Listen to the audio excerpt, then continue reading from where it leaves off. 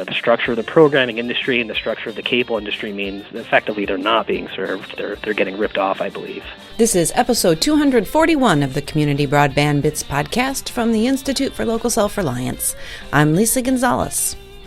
Cable subscribers often complain about bundling, being forced to choose from video packages that include channels they don't want in order to get access to the content they do want. Why are we stuck in this model, and what are the ramifications for service providers, especially now that so much content is available via the internet? What are some of the concerns smaller cable providers encounter when negotiating for content? This week, Christopher talks with John Bergmeyer, Senior Counsel from Public Knowledge, who explains why Comcast and Time Warner Cable and other cable companies are so in love with the bundle. They discuss why it's difficult to move past this model and whether or not bundles are a bargain, as they are described in advertising, or something quite different. Now here's Christopher and John Bergmeyer, Senior Counsel at Public Knowledge, discussing unbundling and the world of cable. Welcome to another edition of the Community Broadband Bits podcast. I'm Chris Mitchell. Today I'm speaking with John Bergmeyer, Senior Counsel for Public Knowledge, a nonprofit organization in Washington, D.C. Welcome to the show. Yeah, thanks for having me, Chris. John, can you tell us a little bit about what Public Knowledge does for people that haven't been around to hear past interviews with Chris Lewis and Harold Feld and other great people that you have on staff? Sure. We're a DC-based public interest organization or consumer group. We fight for consumer rights in a number of areas, such as telecommunications, cable TV, copyright policy, internet policy, things like that. Things that actually pretty much have in common is the concept of access to information. We want to make sure that people can access communication tools and the information that they need from competitive markets and at low prices. And I just wanted to suggest one other thing, which is that I think sometimes people think public interest groups are on one side and businesses on the other. Now, you guys are often working with businesses, often creative businesses, right?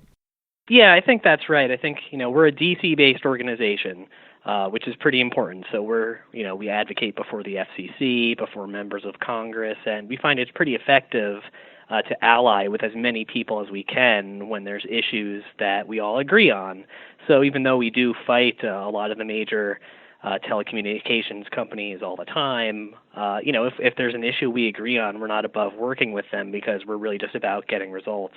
And, what you mentioned was, frankly, a lot of the things that consumers benefit from, also benefit smaller businesses, whether they're startups, whether they're, community broadband providers, anything like that. So, those are maybe commercial enterprises or they're doing a thing. They're not just policy and advocacy groups, but nevertheless, to the extent that we can work with organizations like that, we're happy to. And what we're going to talk about today is cable unbundling and kind of the economics and law behind how the channels get set. And I think, the general question is kind of, why can't I just get the channel that I want, and why do I have to pay for so many other channels I might not want if I subscribe to cable?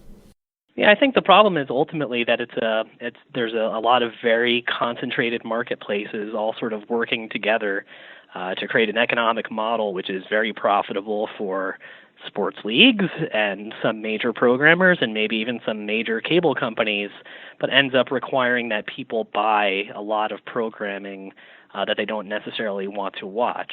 I think sports, I mentioned that because I think that's like the key example. Sports programming is actually not as popular as people sometimes think. Maybe 20 or 30% of people might actually watch sports, but things like ESPN, everyone pays for it, or when networks carry major sports leagues, everyone ends up paying for that as well. And people who are not sports fans but are cable subscribers can nevertheless end up spending, between $8 and $15 a month of their bill goes just for sports rights. And I think in a more normal market, you wouldn't see all of these non-sports fans subsidizing sports fans. But the way that the market is structured, I think that's the clearest example of the way that people are denied choice and they end up paying more than they ought to pay. Well, you mentioned something that I think is probably one of the keys to first explaining, and that is that we're not really talking about one marketplace or one monopoly. There's actually overlapping monopolies. And I think maybe the way to lead into this is to say, if Comcast wanted to just sell me individual channels, could they do that?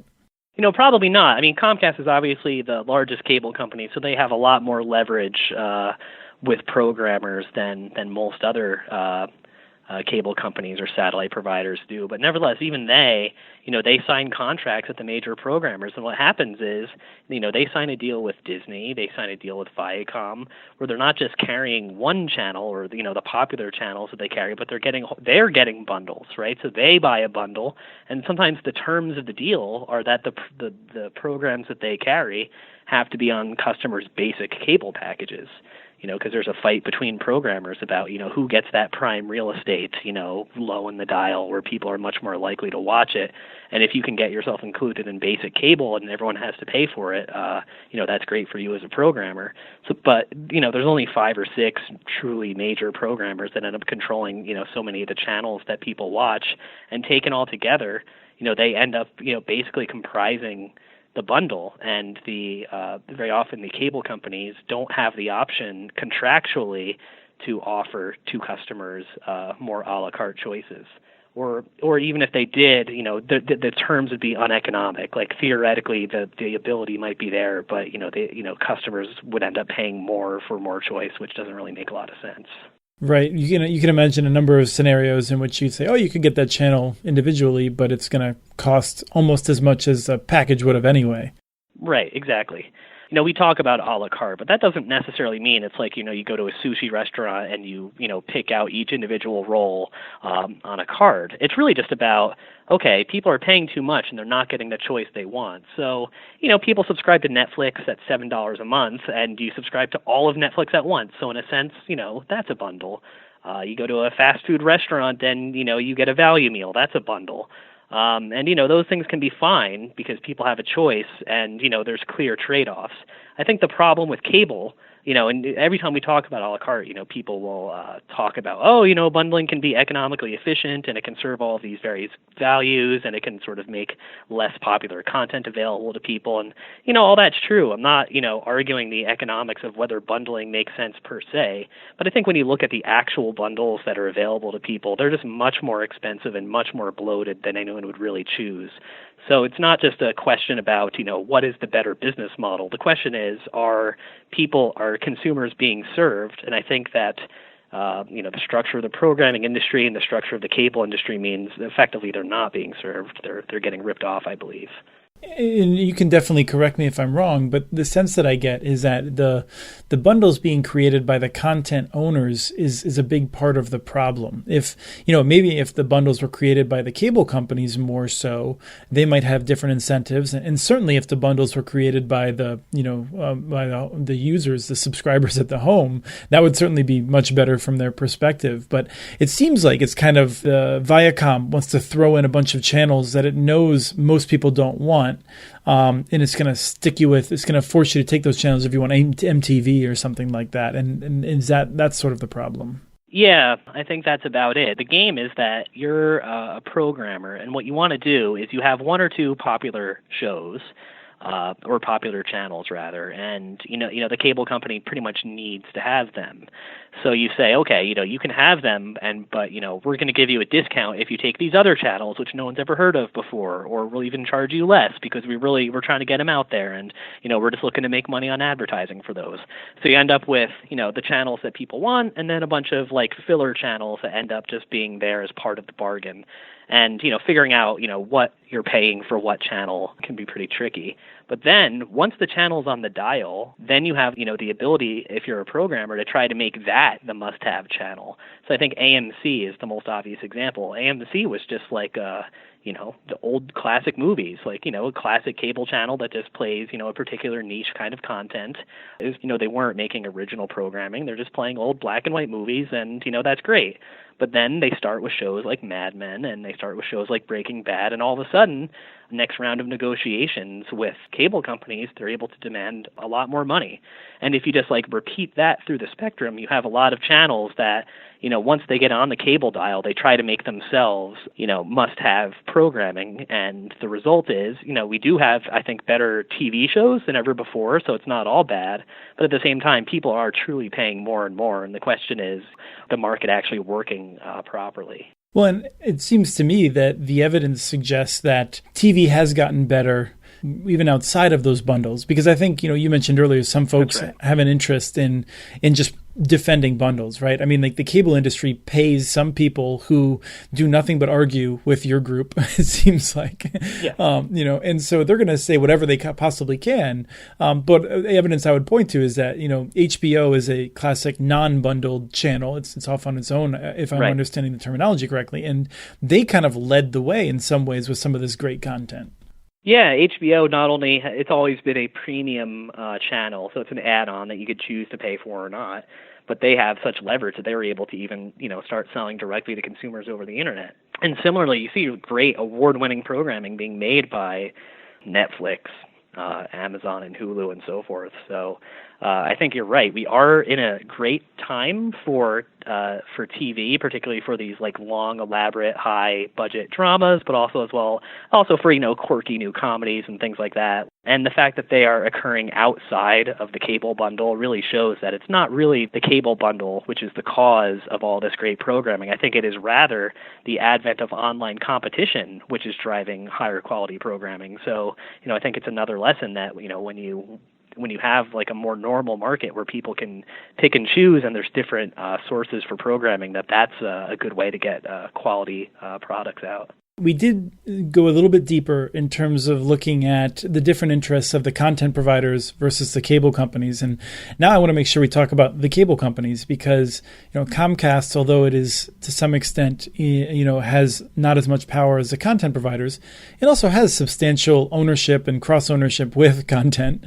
But smaller cable companies, and in every municipality that does cable is a small cable company, smaller cable companies, I think, are the ones that really are harmed the most by this. And can you talk a little bit about that? So you're right. Not all cable companies are the same. And in fact, we're seeing a reintegration of large cable companies with content. So not only did some years ago we saw the Comcast NBC deal, now AT&T, which has its Uverse system, which is effectively a cable system, is looking to buy Time Warner, a giant programmer. So you're seeing a lot of that vertical integration, and the same economics simply don't apply to companies when they're at that scale and when they have that their fingers in so many different pies. But with the smaller cable companies in particular, a lot of in rural areas, you have groups like the American Cable Association that represent the small cable companies. There are thousands really nationwide, often with only a few thousand subscribers. And they simply have zero leverage against the large programmers. So not only do they have to bundle programming under the same deals, like they really have almost no room to negotiate. The way that the market works is that the larger providers pay less on a per subscriber basis. So obviously Comcast is paying more for programming than some 1,000 subscriber cable company in rural Georgia or something. But on a per subscriber basis, Comcast gets a better deal because it has more leverage, it has more lawyers, it can negotiate more, it can offer more. And as a result, these smaller cable companies, though, they don't have that. So they're barely getting by. So, on the one hand, they're still cable companies. People feel like they don't have a lot of choice. People see that their bills are rising year after year. And these smaller cable companies sometimes have a pretty bad reputation with their customers, just like Comcast or Charter might. But they're not making the same amount of money or any money at all off of video. It's something that they now feel like they started out being video providers, but now video is something that they have to offer because their customers demand it, but they really find that they make more money just offering broadband, which, you don't have to deal with content companies. I mean, just think how it is. Like, you can start a small, community broadband network, and, there's a lot of work that you have to do in local permitting, and you have to have engineering expertise, and there's a lot that you need to know. But one thing you don't have to do is have, like, your business people meeting with, like, negotiators from Viacom. I think, dealing with, like, the Hollywood side of things and the content side of things is, particularly for some of the smaller companies, can be pretty burdensome. Well, and this is where I get a little bit frustrated and a little red in the face because, it strikes me the federal policy is ostensibly one of competition. And yet when the rules are structured in this way, that small cable companies, who I think often have a better reputation than the big cable companies, although there's certainly, as you mentioned, there's a number of small cable companies that also have bad reputations. But if you're a small cable company, probably everything is your reputation if you can expand. And the idea is that over time, you would hope that some of these small cable companies could rise up and challenge the big ones in terms of competition. Yeah. But it doesn't seem like that would be possible given that everything is structured so the smaller cable companies have to pay more for the same inputs as the bigger guys. Yeah, and it's particularly frustrating because we're moving to, when the whole system of cable TV started, I mean, it was just like a technical necessity. You had a network, and the network carried particular content, and then you had to negotiate for that content, and there's really no way around it. But now, with the magic of broadband, you can just provide a high-capacity broadband network, and people can get their video from, all kinds of sources. It doesn't have to be so closely tied. But, the way that the market is structured, it's really hard. It would be very difficult to be a small cable company and say, we're going to drop the video component and, just subscribe to Netflix.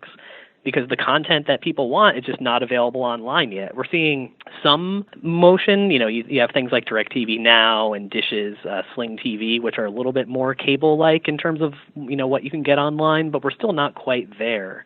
So they still do have to deal with it. And at the same time, you have these tremendous disparities of bargaining power. I mean, we've had such concentration in the media industry, and on the cable industry too. But, what happens is when you have these gigantic programming companies dealing with these small cable companies, there's a real fundamental unfairness because there's this disparity in bargaining power.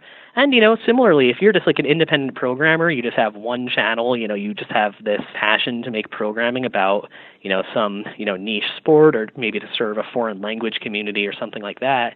And then you show up at Comcast and, they might not give you the time of day because they're spending all their time dealing with the big companies. So you have this, this concentration, which I think is inherently anti-consumer, and you have these side effects of these giant disparities in bargaining power, which I think is a real problem that I really wish the FCC would address.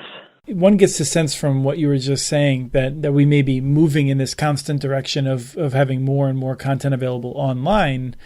In some ways, I worry that it's actually, we take a step forward, we take 2 steps back, we take 3 steps forward, we take 2 steps back. It seems like the cable companies have a lot of tricks up their sleeve to prevent us from just moving to this world in which that small content creator that you were just mentioning would be able to just distribute across the internet. And I'm curious where you see things going in the near future in terms of this game of whether we have to subscribe to cable packages in order to watch the channels we want. So if you want to be an online video provider, not only do you have to reach customers, you have to reach customers over broadband connections. So you have issues with net neutrality there. That's like a big area that public knowledge works on, and that affects, it has to do with zero rating and whether there are bandwidth caps and whether interconnection is congested and things like that. And if, you don't take care of those technical details, and it's not even possible technically to be an online video provider that can offer people, a watchable video service, you don't have a chance.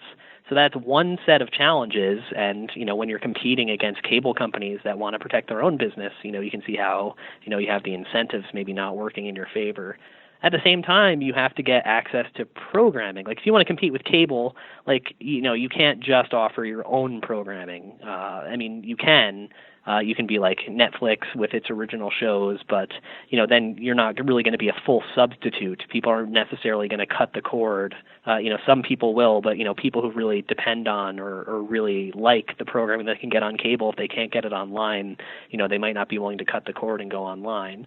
So you've had a lot of companies try and fail to reproduce the cable bundle online. And only now do you start to see some companies that are able to sort of break through the regulatory barriers, the legal barriers, and the economic barriers to offer something which is sort of cable TV-like. But who are those companies? You have Dish and DirecTV, basically. And those are, giant pay TV providers. They're able to do it because they, the satellite guys were in a bind because they don't offer broadband. So ultimately they saw that they have to adapt at some point. They have to start offering new services, and they were much more willing to risk, basically cannibalizing their traditional satellite customers in favor of online customers because, that's where they saw their future. The cable companies themselves maybe had the business and technical ability to do this, but they didn't have the incentive to do it. That's better than nothing, but it's still pretty far from the vision of like a truly, open and competitive internet where, almost anyone can, come up with a new company and you can have like a new, internet video company that goes from nothing to being huge in just a matter of years. Instead, what you see is some of the incumbents slowly shifting their operations online. So, that's not all bad. It could be good for some of the small cable companies if, and maybe in 10, 15 years, because these things take time, maybe they can shift to just sort of having a deal with something like AT&T's DirecTV Now. But what we're not getting is the truly open and competitive video marketplace that, the internet has the potential to offer, but that potential isn't just going to happen all by itself. So I think a key question for you being in D.C. is what can Congress do about it?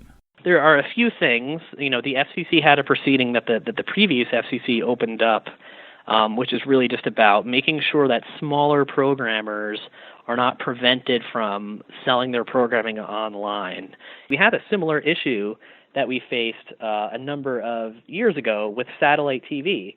Satellite was a new technology. Policymakers saw that it had the opportunity to maybe introduce competition to cable, but they knew that it couldn't just happen by itself. So we passed a number of laws, including what is currently Section 628 of the Communications Act called, Program Access Rules, which made it so that cable companies couldn't prevent programming from being carried by satellite. So the result was satellite TV providers were able to offer pretty comparable packages to what cable was offering, and they started to be pretty successful, and it was really succeeding in sort of bringing some new competition to the market. But then we know what happened next is that broadband came along, and that just really cemented cable's advantage over satellite. But at the same time, we do have like a lesson from history of what it takes to really, if you want new entrants to offer video services, that's kind of what it takes. You have to make sure that they can get the programming they need without being locked out through, restrictive contracts that keep people from selling to them. And you have to make sure that they can somehow reach consumers. In satellite, it was, making sure they had spectrum. And with internet services, it'll be making sure they have basically the access to bandwidth to, last mile bandwidth to reach consumers. So I think that's something, those are the sets of policies I would look for Congress and the FCC to do. It's just, right now I'm not that optimistic that they're going to take such a sort of, proactive approach to promoting competition. Well, maybe if the Time Warner channel, CNN in particular, continues to annoy the president, he'll strike back against the content owners and cable companies. One never knows. I think right now we're in a time where it's very hard to predict what's going to happen in 2 weeks, much less what's going to happen in 3 to 6 years. But at the same time, even in that environment, we're going to do what we can, to make sure that the video marketplace evolves in a way that is positive for consumers and competition. Great. Well, I think you may have your work cut out for you, but we're definitely supportive, and I want to thank you for taking time to talk with us about this issue. Yeah, it was fun. Thank you. That was Christopher and John Bergmeyer, Senior Counsel at Public Knowledge, discussing cable companies and bundles. We have transcripts for this and other Community Broadband Bits podcasts available at muninetworks.org/broadbandbits. Email us at podcasts@muninetworks.org with your ideas for the show. Follow Chris on Twitter. His handle is @CommunityNets. You can also follow muninetworks.org stories on Twitter. The handle is @muninetworks. Subscribe to this podcast and all of the podcasts in the ILSR family on iTunes, Stitcher, or wherever else you get your podcasts. Never miss out on our original research. Subscribe to our monthly newsletter at ilsr.org. Thanks to Admiral Bob for the song Turbo Tornado, licensed through Creative Commons. And thanks for listening to episode 241 of the Community Broadband Bits podcast. Have a great day.